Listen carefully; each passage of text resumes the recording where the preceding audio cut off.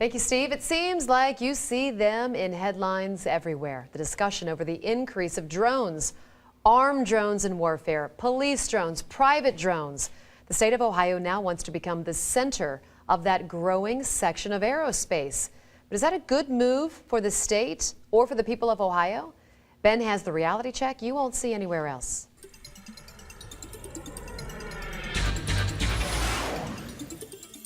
Well, the state of Ohio could become the center of the drone industry.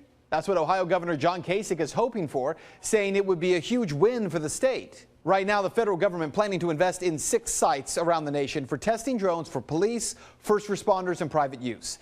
50 teams from 39 states are competing to host those test sites. And industry experts say whoever gets picked will see a major economic boost.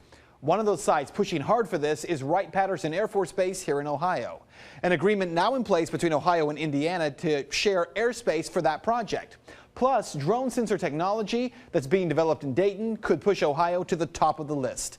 At least that is what Ohio Governor John Kasich told me when I sat down with him exclusively. If we were to win, we could create a whole new aerospace industry in the state of Ohio, and I think that the prospects of that are really exciting. Now, the governor is correct when he says that this is a fast-growing aerospace industry. The FAA is predicting there could be as many as 10,000 drones in the skies in just 7 years by the year 2020. Of course, the drone industry is also a controversial one, and the use of drones raises serious privacy concerns. But Kasich says those concerns aside, drones are the future. They can be put to use by firefighters, right? They can be put to use by border control. They can be put to use by farmers in agriculture. So I think it is the future, and you're not going to stop it. Now, while drones can be used for any number of purposes, the most common use would most definitely be by police departments to provide surveillance. And that has raised questions about unlawful search of property. Where Kasich may be wrong about the inevitable future of the drone state is that there is growing resistance to this idea. Last month, Charlottesville, Virginia became the first town in the United States to outright ban the use of drones.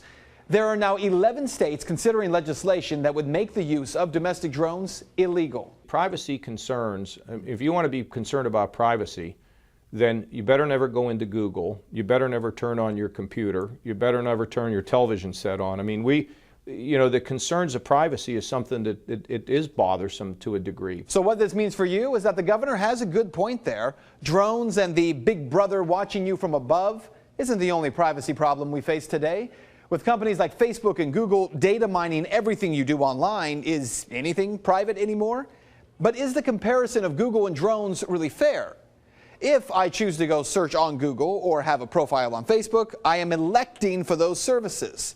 So far, unless a city or a state outright bans drones, I can't really opt out of that.